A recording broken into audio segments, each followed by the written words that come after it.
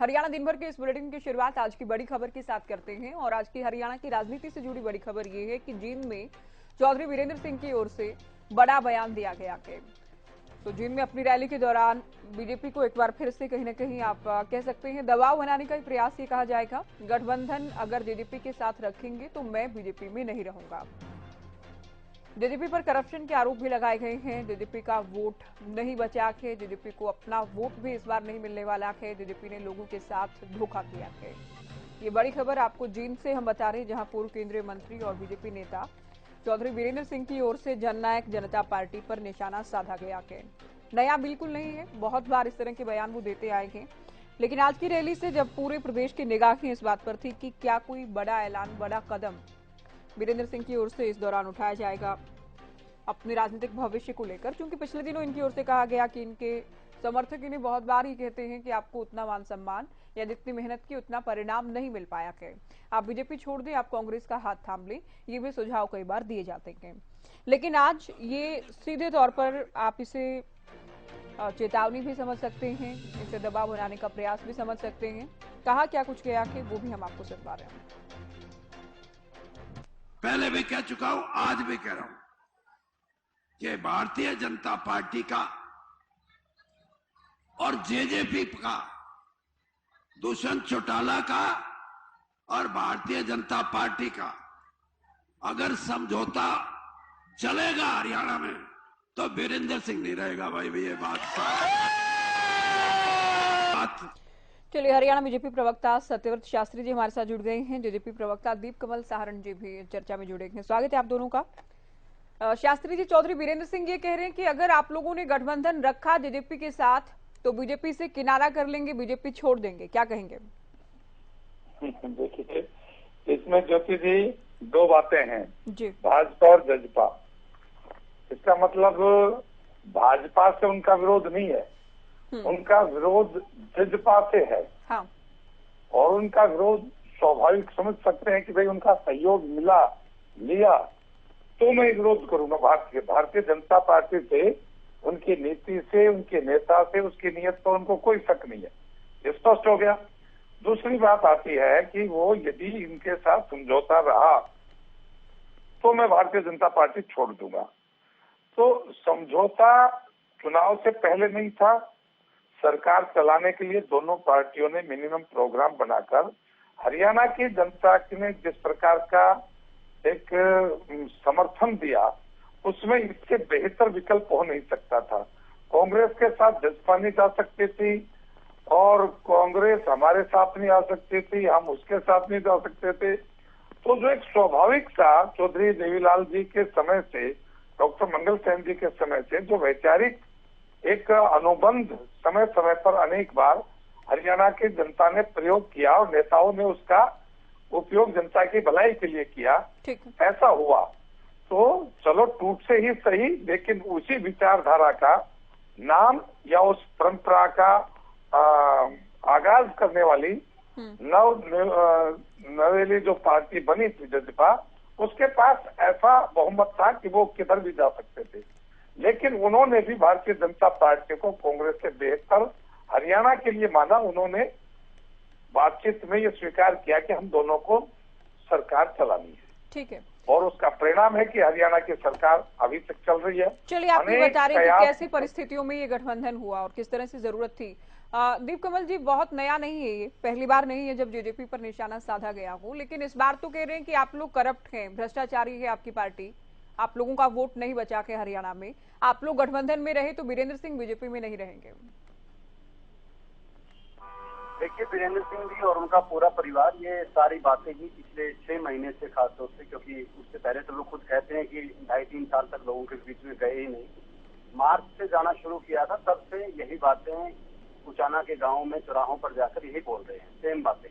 3 जो बातें हैं कि भ्रष्टाचार की बात है और गठबंधन नहीं रहना चाहिए, और तीसरी बात जो ये है कि बीजेपी को इनके साथ नहीं रखना चाहिए या बाकी सब चीजें। मैं मानता हूं कि वीरेंद्र सिंह जी एक बड़े वरिष्ठ नेता होते थे, हम जैसे लोग भी उनका मान सम्मान करते थे, और वो ऊंचे पदों पर पहुंचे भी, हरियाणा सरकार में मंत्री बने कई बार। मान सम्मान अब नहीं करते?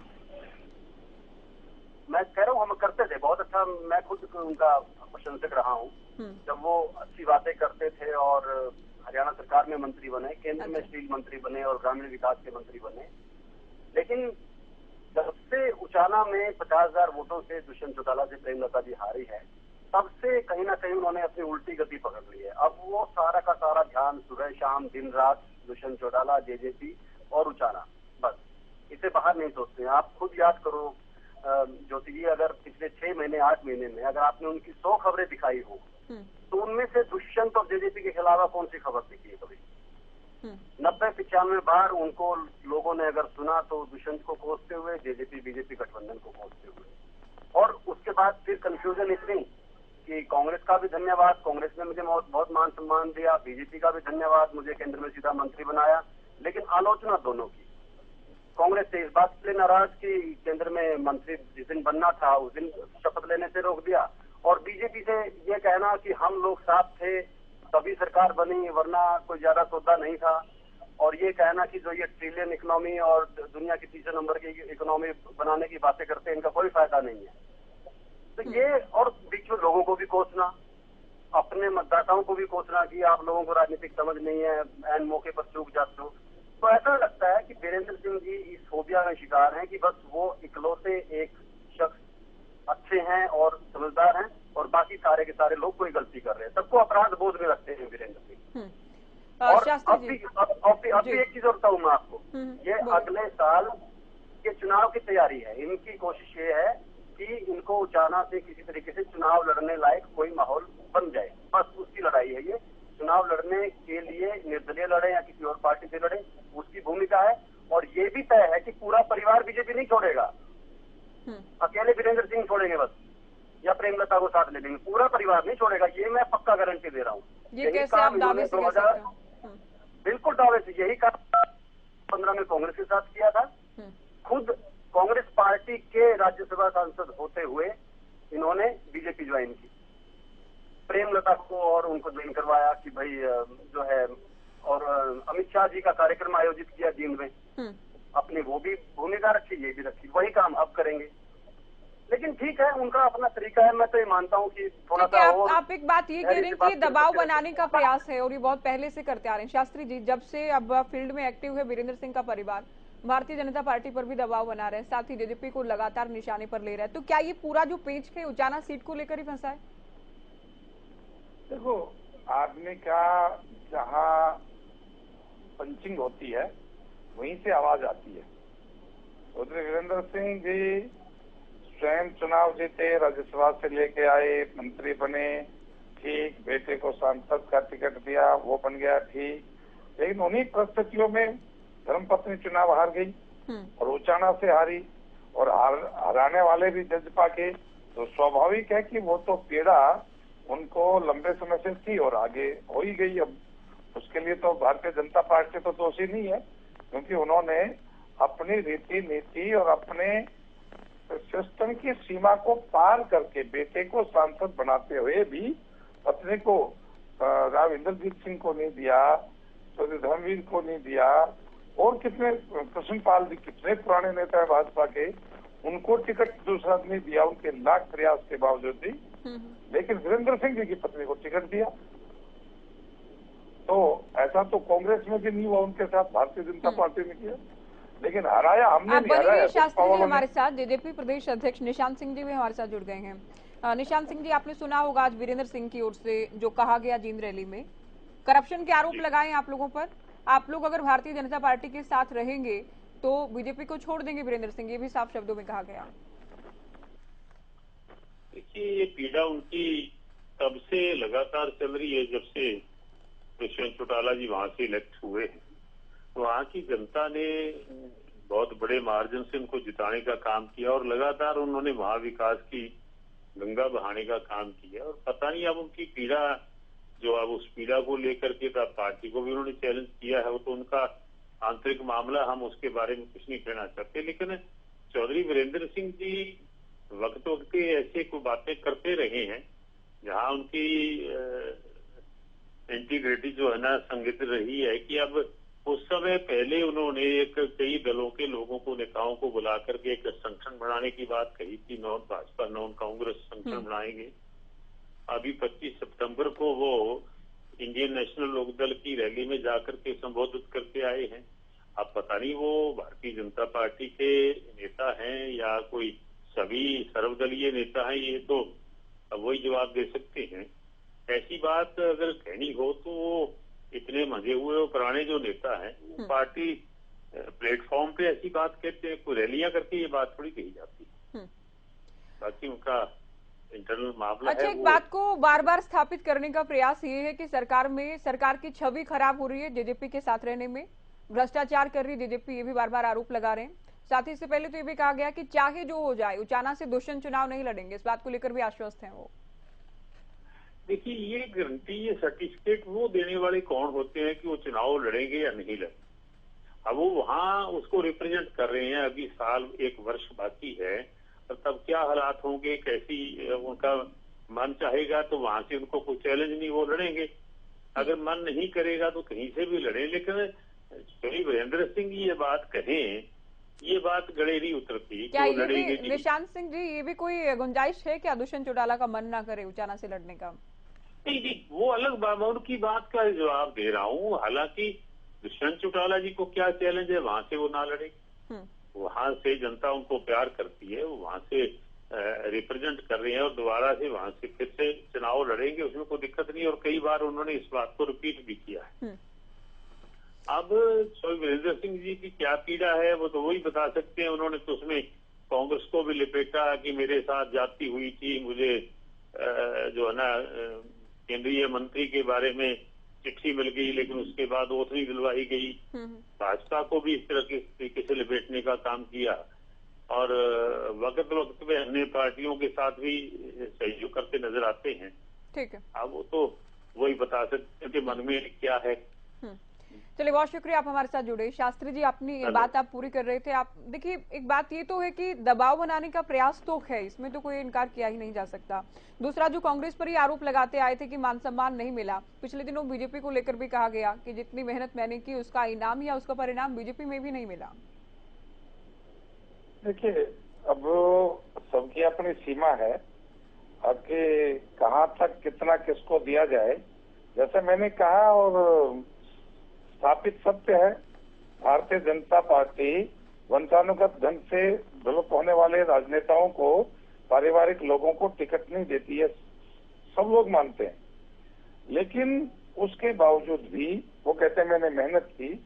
वो मेहनत का जब पार्टी संगठन अपने नियमों को पार करके भी जिस काम को करता है, ऐसा पहली बार हुआ।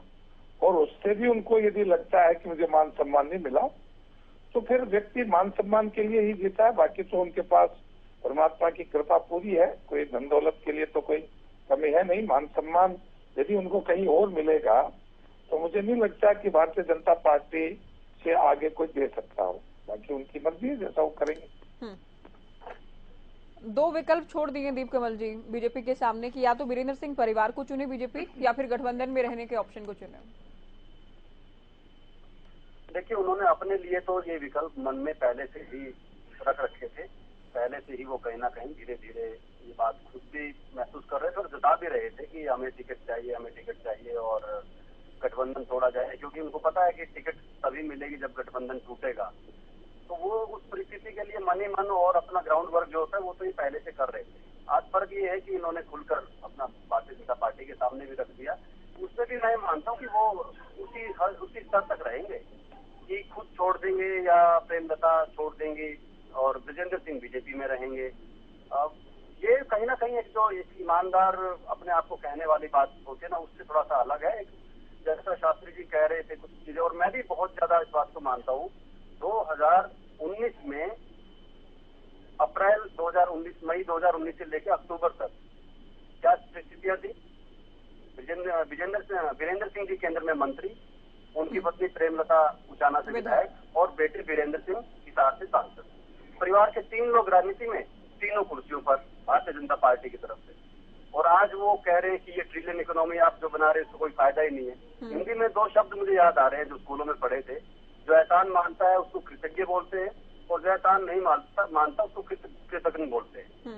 वीरेंद्र सिंह कहीं ना कहीं वो एक, मुझे उस बात से निराशा लगती है कि इतना बड़े परिवार से चौधरी छोटूराम के नाते वो ऐसी बातें और ऐसे बचकाने चीजों में क्यों आ रहे हैं, वो भी एक सीट को लेकर। और इतना भी क्या डर है, अगले साल देख लेंगे जो होगा। नहीं, उसी सीट को लेकर तो ये कहते हैं कि ये तो हमारी सीट है। सिरसा से लोग आ गए हैं। प्रेमलता बहुत बार कहती कि उचाना तो हमारा है, लेकिन सिरसा वाले सिरसा में चुनाव नहीं लड़ते, उचाना आ जाते हैं।